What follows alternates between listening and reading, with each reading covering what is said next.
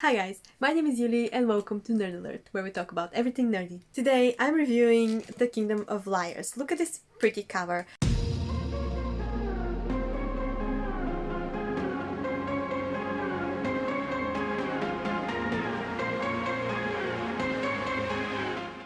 I really love this cover because it basically shows a bit of the world building. Yes, with that shattered moon, and I really love that, and it's also very floppy, which made this very easy to read. I love it. And this is the US cover. Basically, I gave this book 3.5 stars because it was enjoyable, but it wasn't the best book that I have read. However, I just really enjoyed all of it and the premise. So basically, this is a book about Michael Kingman, whose father committed committed treason and was basically executed for it, but his kids, Michael and his two siblings, got branded as traitors.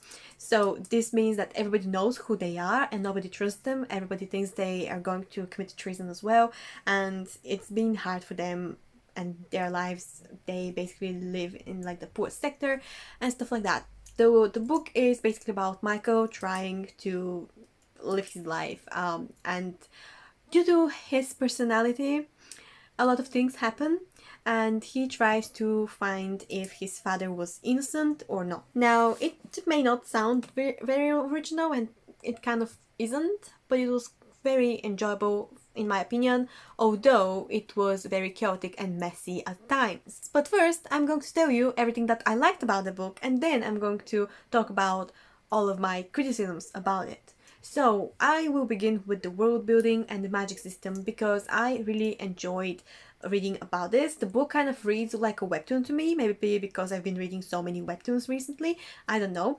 But I really enjoyed the world, even though it's not very developed, and that's kind of a theme in this book. Not many things are developed, and that's what I don't like, but at the same time, I really like the idea of all of this because the world, even though I don't know much about it, it's quite intriguing because it has a shattered moon.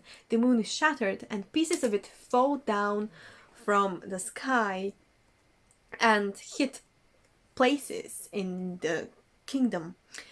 And if you hold the fallen piece of the moon to your ear, you could hear words that people from this world believe that they're God's words. And I'm also going to talk about this in a second. So this was a very interesting thing for me. I think it was kind of mentioned in the book why how the moon was shattered, or maybe that somebody shattered it, but it's never explained why. And I hope it gets explained in the next book, but I don't know, it wasn't in this one. But I just feel like the idea of a world having a shattered moon whose pieces just fall down and hit places in that world is quite interesting. And then the magic system is something else that I really liked, even though it's not very well explained or explored. And this is basically the characters can use fabrications. Not everybody, of course, but people can use fabrications, which is basically their powers. You can have metal fabrications, darkness fabrications, light fabrications, and as far as I know, metal helps you kind of harden your body. I don't know. And the darkness fabrications can alter memories, while light fabrications can heal, I think. And the way this works is that if you overuse your fabrications, you end up losing parts of your memory to the point where you can either lose something small, like the spelling of your name, or you can forget how to see, or basically become blind. And I think the idea of this magic system is very, very interesting, and it's so interesting that basically if you use magic, you basically have like a very big dire consequence of overusing it, because you can end up forgetting everything. And there are these people who are called forgotten, and I guess it's the people who have forgotten absolutely everything about who they are. And it's kind of like, I guess it's a play on dementia, I guess, or Alzheimer's. I'm not sure which one of the two it is, because I'm not sure, I don't really know medical terms, but it's kind of like that, I guess.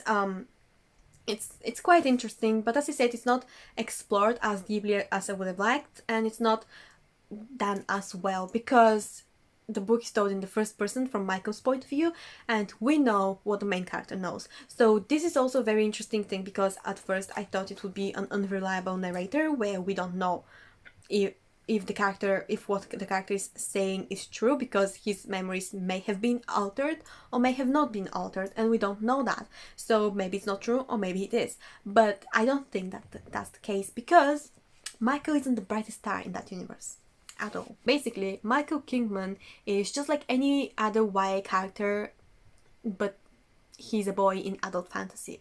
At least I think the book is supposed to be adult fantasy, but honestly, it reads like YA. It reads like YA. Michael reads like YA, and he's also 18 years old, so I couldn't really take him that seriously, not because of his age, I'm just 21, so it's not that big of a difference, but because of the way he behaved in the book. And actually, what annoyed me about him is that he has 2 working brain cells, but he behaves like everybody else had like 1 or less than him, and it was really annoying. And I'm actually going to read you a quote from the book that pretty much summarizes perfectly his behavior in the whole book, and then I'm going to start with talking about him in more detail. Basically, what this guy says is, all I've ever seen you do is make a stupid choice, complain about it, feel bad about it until whatever you want gets dangled in your face, and then go after it again to repeat the cycle. And then this character, the same character, says, it will happen again and again because you keep acting like a child. For once in your life, make a decision and stick to it. Wavering back and forth like this is useless. All you're doing is ruining the lives of everyone around you. And that is the best summary of Michael's personality. And what I wanted to tell him in that second quote is basically what the main character, that guy said. And that's a perfect summary. As I said, Michael is a very annoying character who always thinks he's more clever than the other characters, when he obviously isn't. Everything around him happens conveniently. He always stumbles upon stuff that is very conveniently put in his face, and he is quite dense, so he doesn't always get stuff. And that's what I didn't really like that much about him, because he could be quite arrogant and quite thick-headed when he should have been. And I don't know, I just think that he, as typical as this for any other teenager, thought that the world revolved around him, and I found this to be very, very annoying. So as you can see, I've tabbed the book quite a bit, but in the first 150 pages I didn't really put any sticky notes, just because it was fine, and then most of the sticky notes on the side and on top are criticisms and not something that I liked. And then pretty much the first 150 pages and the last 100 pages were the best part about the book, and the middle was kind of annoying, not the best written part either, and full of conveniences, which was very annoying. I also think that there are some, not plot holes per se, but I also think that there are some things that have been missed and haven't been addressed, and I don't know if it was because the author forgot to do it, or because it's planned to be addressed in the second book, but it's not made clear, so I don't know, and I'm going to talk about all of this. So yeah, basically this may seem a bit chaotic, but I'm going to be looking at all of my notes in the book and talk about everything that I have tapped for myself, because this, I think, is going to be easier for me to do. And I'm sorry if it appears a bit chaotic, but I'm going to make it as coherent as I can. So the first thing that I found very annoying in general was that, as I already said, the magic system is done in a way that if you overuse it, you can end up forgetting something, and it's a pretty normal thing. People just forget things when they overuse their magic, and also sometimes people could have been affected by darkness fabrications. And at this point, there's something clearly wrong with Michael, because he has stumbled upon 2 people that he's supposed to know, but he doesn't recognize. But what I don't like is that this one character got mad at him for forgetting her, when they haven't actually seen each other in 10 years. And I just don't think that that's like fair towards Michael, even though Michael is not, as I said, the best character in the world. People just get mad at him for forgetting, when it's a pretty normal thing in this world to basically have temporary amnesia. So that's just something weird. But as I said, something that I want to talk about before I actually get further into this is that Michael's father committed treason 10 years ago. So Michael was 8. Michael was 8. His brother was older than him, but we don't know how old his brother is. We don't even know how old Michael is for half of the book, but because he's written so childishly, I thought he was like 16 and he's 18. But honestly, he reads like a 12-year-old anyway. So anyway, Michael is 18, his brother is older, and his sister is younger. And the way this goes is that the Kingman line gets, like, each child gets assigned one royal sibling to look after. So Leon, Michael's older brother, probably got assigned to Davy, the child that got killed. Then Michael got assigned to the princess who is going to inherit the throne, and Gwen, Michael's younger sister, got assigned to take care of the corrupt prince who wants the throne, but he doesn't deserve it because he is second in line unless his sister gets a kid. And as I said, this happened 10 years ago, so each of these kids were 8, 6, and I think that Gwen was 6, and let's say 10 if they have 2 years difference each.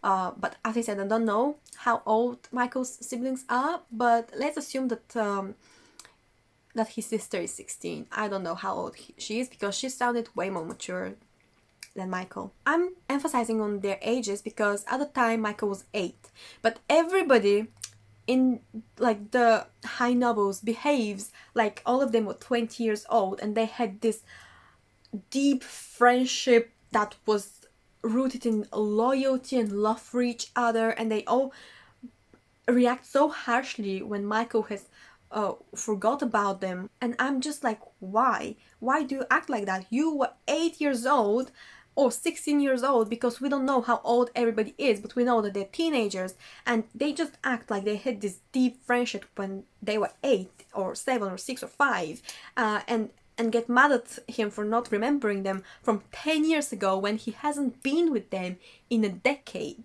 And the whole time, this whole book would just be about Michael and the past, and he would be talking about the past and how like he knows the prince because of the past, and how everybody would know like the royal siblings so good because they were friends 10 years ago, but it was 10 years ago, they were kids, so no, they don't know each other that well. But it would be, I don't think the author realizes that how like fleeting children's memory is. Like, I don't remember how deep my relationship was with my friends when I was 8, and I'm 21. So yeah, I don't know. I just really find it annoying how they would just behave like they had this deep bond when they were 8, and then suddenly it was all ruined because of Michael, who is innocent, by the way. I didn't really like the whole age thing. I think the characters should have been older, so this way their friendship would have been more believable, like even when they were kids and then when they were older as well, because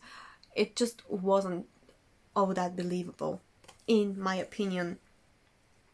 But yeah, they just constantly get angry at Michael for forgetting things that weren't really his fault. And I also think that because his name is Kingman, it kind of gets confusing when the author tries to use plural, because he doesn't add an S at the end of his surname, and he also doesn't really have like the plural for men when he's trying to talk about his surname, so it gets confusing. It's kind of weird. It kind of drove me crazy, because if it was somebody else, it would have been the Johnsons and not the Johnson when they mean more than one person of the family. But yeah, then there is this one line here that's basically about this one guy who is blind, and basically this is what it says. His steps were careful, calculated, but lacked the hesitation that others who were blind had. And I'm not sure, but I don't think that anybody just hesitantly walks around if they're blind. Like, they have their white canes, their guide dogs, and I also think that no matter in what world you are, you always will have some kind of a thing to help you walk around, and it wouldn't be hesitantly. I just didn't think that it was written correctly, but also don't quote me on that, I'm not an expert.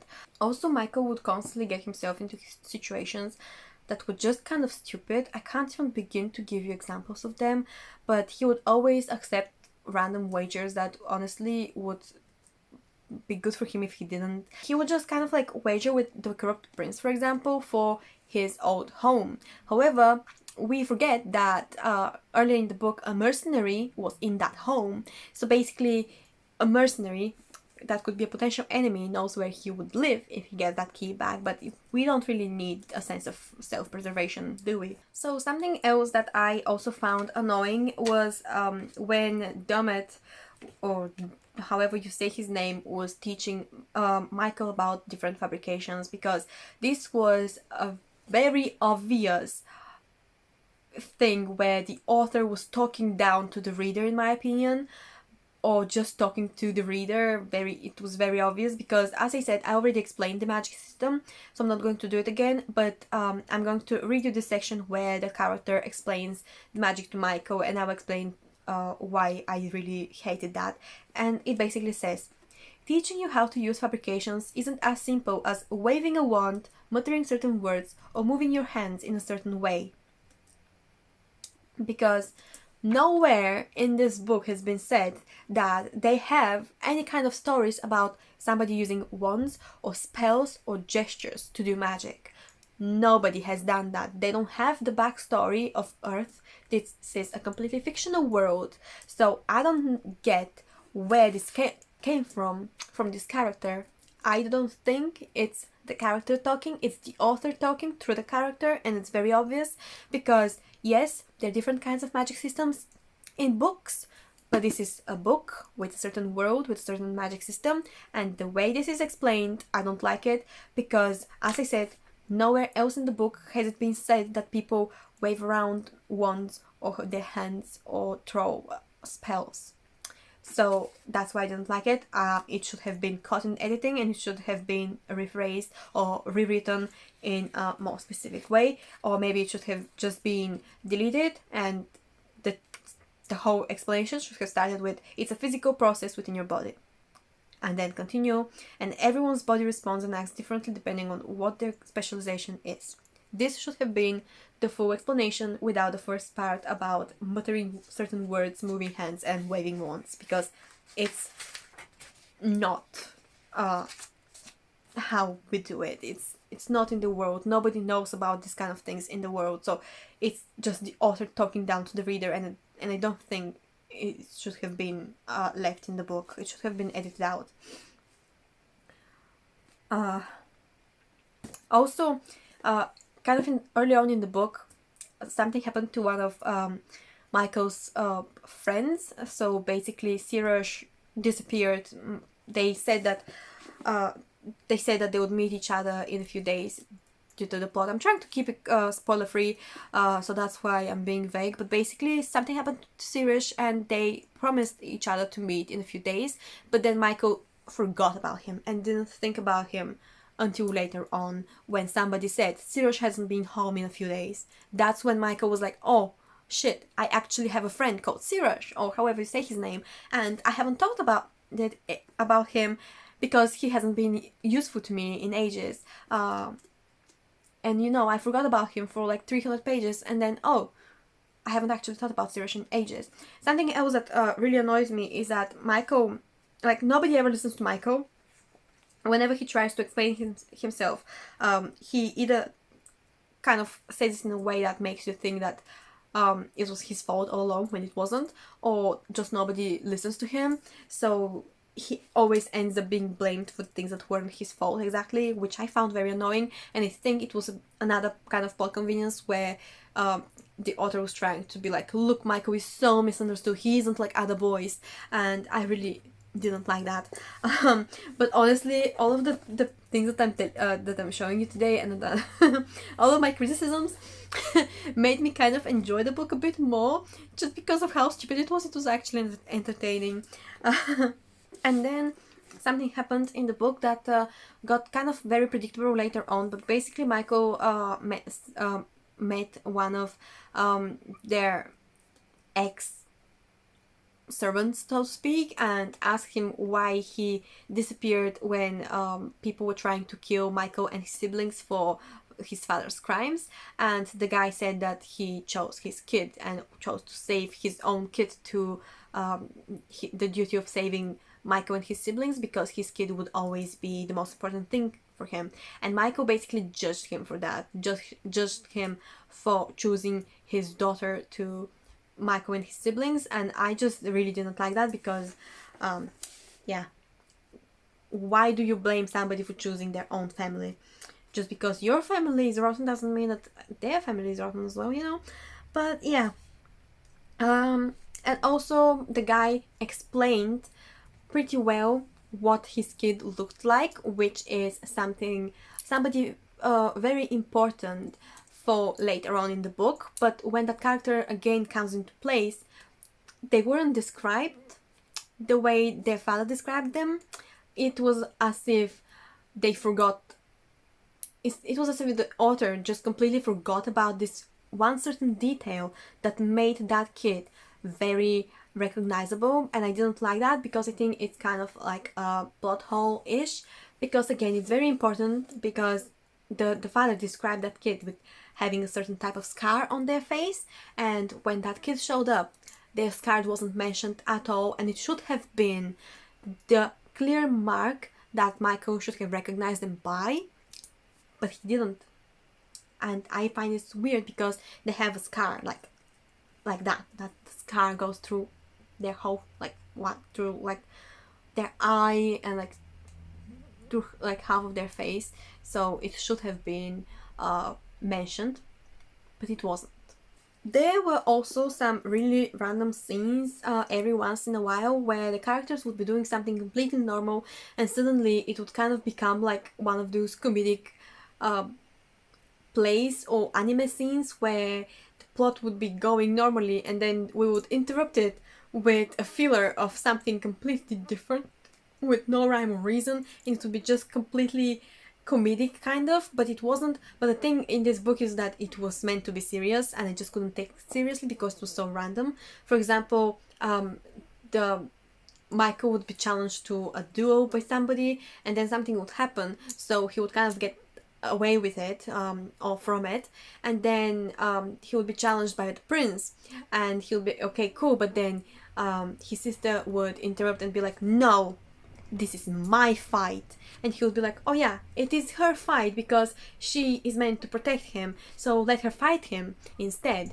And she behaved like she was such a good swordsman, but their whole fight was kind of comedic and very random and very nonsensical in a bad way. And in the beginning she kind of like was losing and didn't really seem like an experienced fighter, but then suddenly she would be.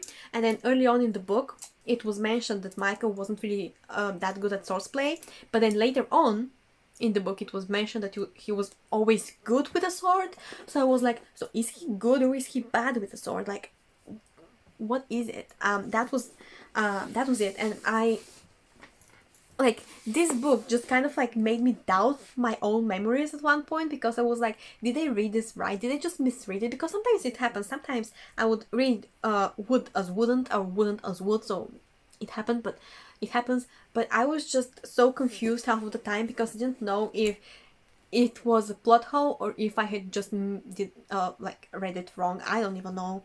A lot of the times Michael would come across certain situations that would have been very profitable for him in a way. For example, he kind of overheard the conversation between his sister and a person who may have or may have not witnessed his father's crime. But instead of him just hiding and eavesdropping on this whole conversation, he goes and interrupts. And in this way, he doesn't really get anything out of it, which I find very convenient and also very stupid of him. Convenient for the plot, stupid of him because of the plot, because he could have learned a lot of things. And then in other situations, it basically happens the same way. He would just interrupt people instead of listening. He would just talk to people instead of staying quiet. When one time he basically revealed that one person was his friend, which gave another person leverage over him, because basically everybody threatens Michael with killing his friends or harming his family, because Michael doesn't hide anything, and he just, as I said, doesn't really have the strongest sense of preservation of himself or of others. So that was just very, very annoying in my opinion. And he should have been smarter about it, but as I said, Michael isn't very bright. And it's proven throughout half of this book, like the middle. There is also something that I want to talk about, which was a very interesting line, because it was kind of very funny to me. And basically, basically a guy died in front of him, and this is what Michael thought. His hand fell less dramatically than it should have, almost silently on the floor. So somebody dies in front of you, and you think that his hand fell less dramatically than it should have. And am I supposed to think that that was shock? It just feels so weird, because Michael just has all kinds of like weird thoughts in him, and I'm just always confused. Is he supposed to be morally grey, or just kind of sociopathic? I don't know. But yeah, as I said, Michael gets himself in trouble all the time for like no reason whatsoever, in my opinion, because so many things could have been avoided if he had simply said no, or if he had simply decided to ignore the people who were challenging him, but he just didn't. Something that really annoyed me, as I already said earlier in this very long review, was that the world seemingly revolves around Michael, because once a piece of the moon fell from the sky and he managed to get his hands on it, so he held it to his ears and he heard, "The king's man is a traitor, cut his head off." But what he remembers was the kingman is a traitor, cut his head off. So he thinks that this is about his father, because everything is about kingman. And yeah, so this is also something that wasn't addressed later on in the book at all. This thing that he heard from the moon wasn't addressed at all, like at all whatsoever. It's never addressed again. He just remembers it, and it's reminded like once or twice later on in the book, but it's never really addressed. So I'm curious if it's going to get addressed in the next book. This is just one of the things that hasn't been addressed in the book. So I count this as a plot hole, because we never find a king, a king's man who is a traitor, because later on we actually find out the truth about the king's about that treason that Michael's father committed. Like, we find out the truth, so that's not it. Like, that sentence has nothing to do with it. At least that's what I think. And the whole thing was very, very weird. So yeah, and I also have like half the book to go through with my notes, so I still have many things to talk about. But yeah, I also in the beginning thought that it would be kind of predictable what had actually truly happened with Davy, who is the king's son, and his death. Like, I thought it would be kind of stupid, and I was hoping that it wouldn't be stupid. And when it actually was revealed, I was so glad that I didn't actually see this coming, even though I probably should have. Like, it's not like the most original ending, but I really didn't see it coming, and I'm so glad that I was surprised, because I didn't expect at this point. I had lost all hope for this book, and then it surprised me, and I was like, yes, I can give it more than 3 stars, 3.5. So yeah, and this, so on page 338, Michael sees Sirach's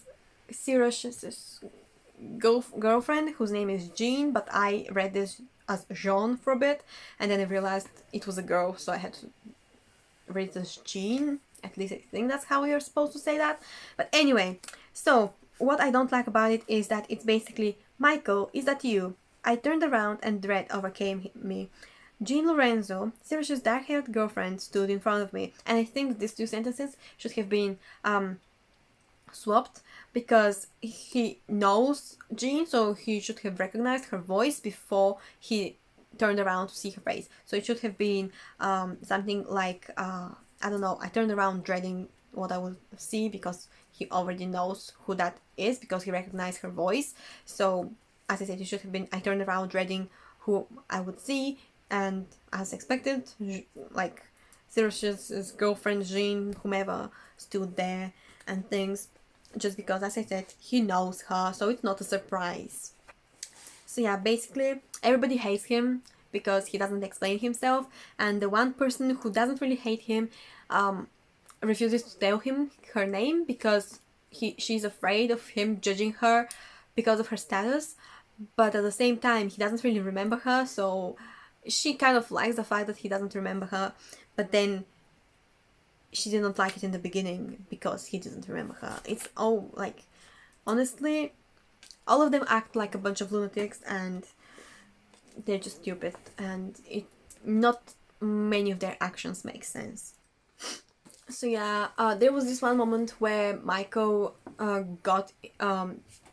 somehow got himself involved in this group, which basically worshipped his father, and Michael is very vocal about the fact that he looks very much like his father, to the point where his mother, who has troubled memories, confuses him for her late husband. So when this group that worships his father takes him for his father, it's okay, but then they realize that it's not actually his father, and then they're like, but who are you? And they aren't able to recognize him for his father's son and try to kill him, even though he looks a lot like his father, and he has this signature trademark on his neck that everybody can see and pretty much tell that this is Michael Kingman. That was something that I didn't get, because no matter how deranged you are, you will be able to recognize the son of the person you worship, right? But they don't. That's just weird. It's like everything that, it's kind of like the author breaks the rules of his own world in a way. And something else that really annoyed me was that Michael was curious to know if he can if he has the potential for fabrications. And he does. Spoiler alert, he does. I don't think that's very spoilery, because of course he does. And he doesn't know what kind of fabricator he is. So he's trying to find out, and he forgets about it for half of the book until it's convenient for him to find out that he has powers. And guess what kind of powers he has? Yes, very convenient powers for him, and his whole plotline is very convenient, and he very quickly masters his ability. And I just don't know how. I just don't know. And I don't even know why. Because, as I said, for half of the book, he forgot about it. I expected them to kind of work on it, but they don't. So I'm like, why? And as I said, he found out about them when it was convenient for him to find out about it. And it was exactly the way you would expect him to find out about them. He was just about to die. Or when it sparked. Because it's the most original way to find out about your powers. So yeah, I am going to just read you this short quote. It was 10 years ago, so everybody was friends when they were kids, below the age of 10, and they obviously knew each other at the time, but then they haven't really been together or for like 10 years, so obviously things have changed. But everybody somehow is still stuck in the past and thinks that nobody changed in 10 years. So yeah, pretty much that's Michael and Gwen talking about the time she was fencing with the prince. So, you put a blade to his neck. I'm not scared of him. I know him too well to be. I'm aware, but it still was stupid. What if the king was... what if the king... What? No. I'm aware, but it was still stupid. What if the king does retaliate? And as I said, Gwen is the one who says, I know him too well to be scared of the prince. And I just put a note here, my penguin notes, saying, you knew him when you were a kid. He's not the same person anymore. At least I don't think he is, because it was 10 years ago. And that's pretty much a summary of every friendship in this book. It's based on what they think they know about the person from 10 years ago. And here is something else about the book, which is basically this. David is Michael's father's name. David Kingman's motive was never revealed. I didn't read this right, but anyway, he said, no one knows but the king, the judge, and the members of the council who decided his fate. I always suspected it was done to protect somebody else, and that he pleaded guilty, so the truth was never revealed. And that's pretty much... it's so shady, because nobody knows any details about this treasonous act. Nobody knows anything. And yet Michael and Leon are convinced that their father is guilty, and Gwen was the only one who believed that their father was innocent, and that he was framed.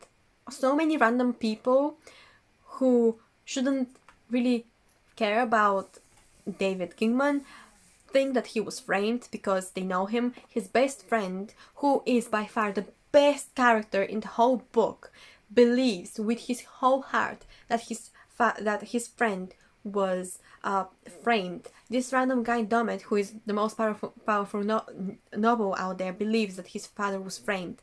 But Michael doesn't. Michael just thinks that his father was crazy enough to kill the king's child because reasons, and nobody knows his reasons. So I'm just like, why do you believe that your father was such a bad person that he would just kill a child? Like, why? What's the reason behind that? Nobody knows his motives, but he's just like, you know, they say that my father killed this boy, so I'm gonna believe them because I truly don't trust my own family for that.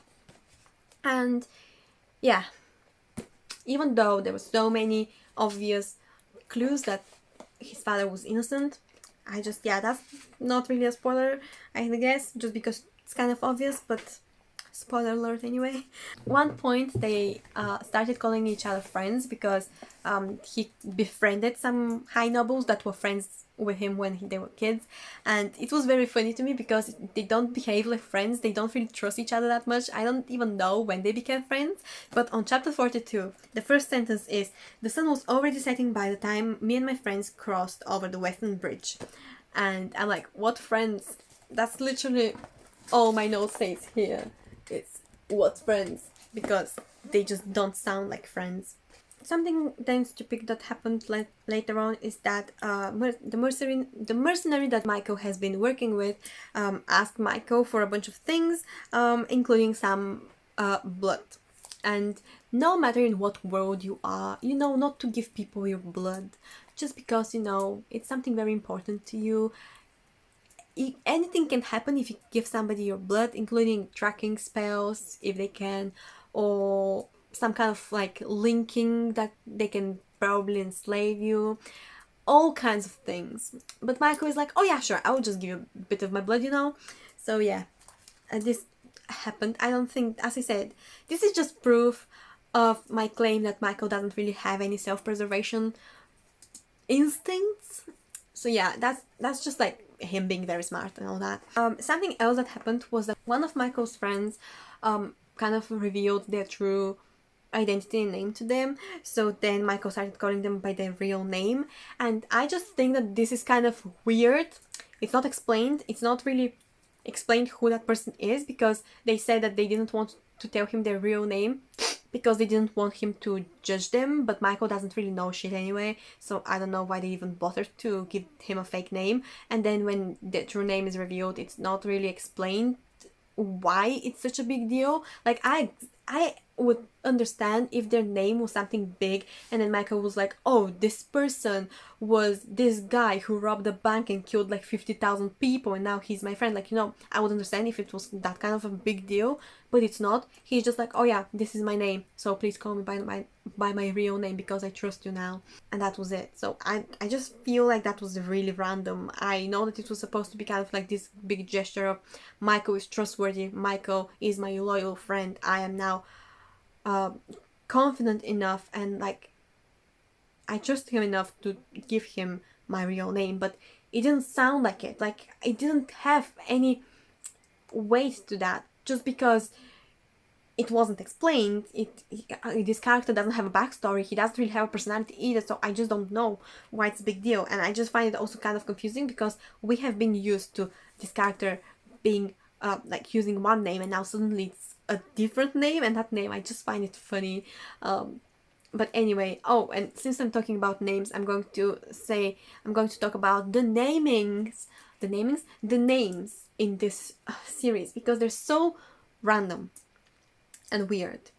Because we have Michael, we have David, we have Davy, we have other normal names, and then we have names like Sirush, Trayvon, and some other names that I don't remember, which aren't really as ordinary as Michael and David are.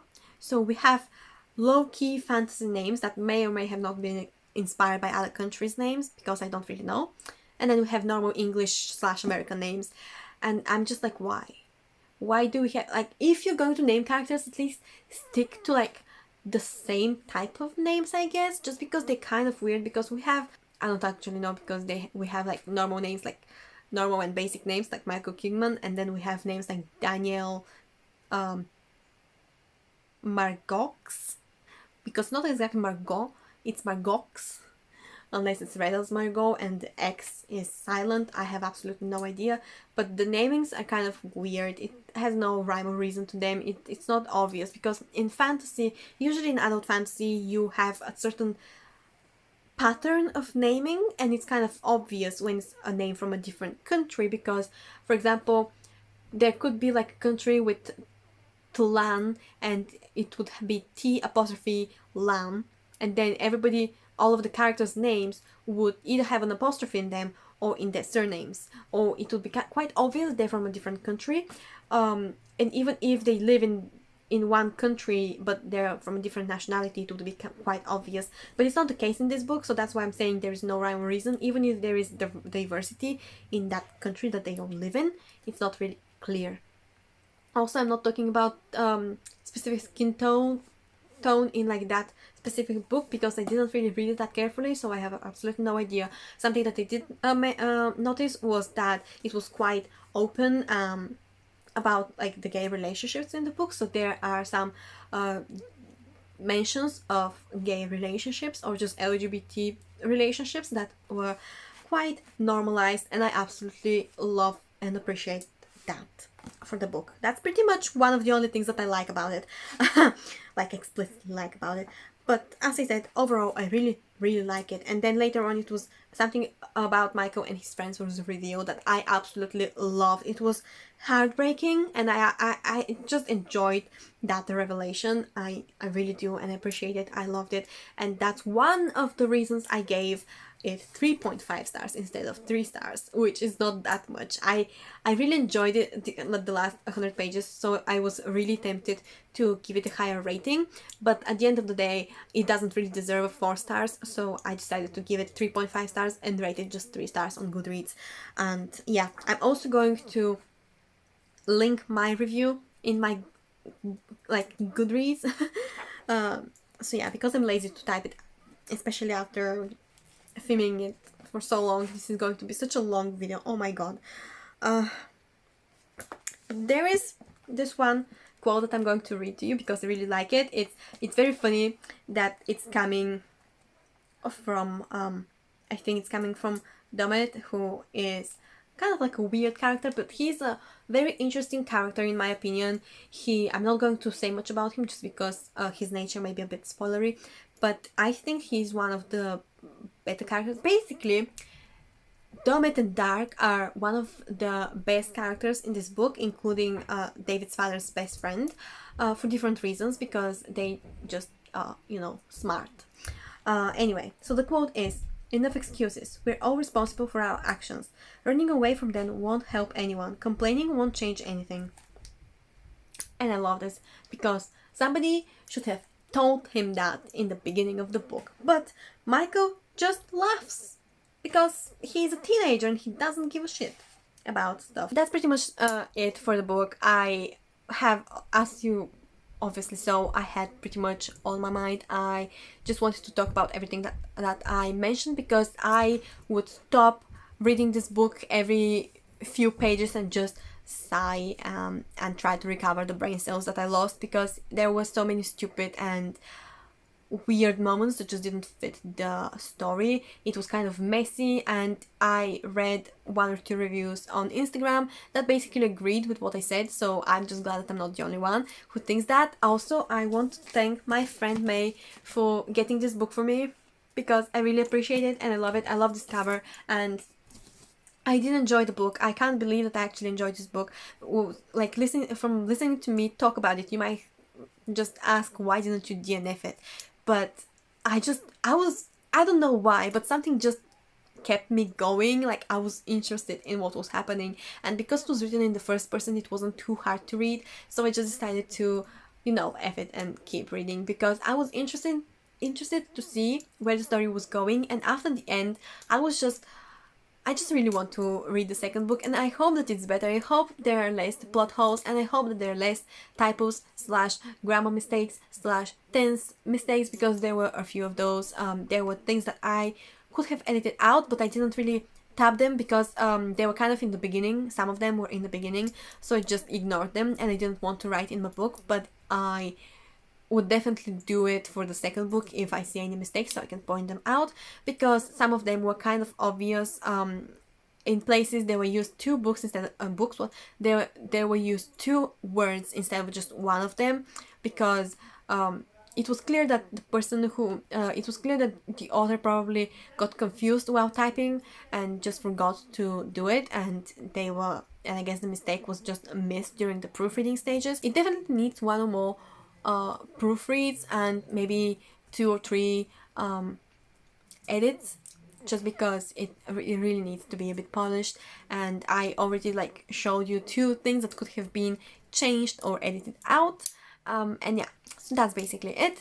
And do you want have you read The Kingdom of Liars, and do you want to read it? Please don't let my review discourage you from reading the book, because it's not that bad. I'm just overly critical when it comes to these kind of things, and I tend to be especially critical of YA, and I think this book is marketed as adult, but I just think that it's YA. It reads like YA a lot, so yeah. But I liked it. I don't know if I would recommend it, but if you want to see for yourself, I would definitely recommend you to read it. Just lower your expectations, and this way you're going to enjoy it a lot more. And I definitely see the potential this could have if it had been edited better. And yeah, this was my review. I hope you enjoyed it, and yeah, like the video and subscribe to our channel for more content. And yeah, see you soon with a new video.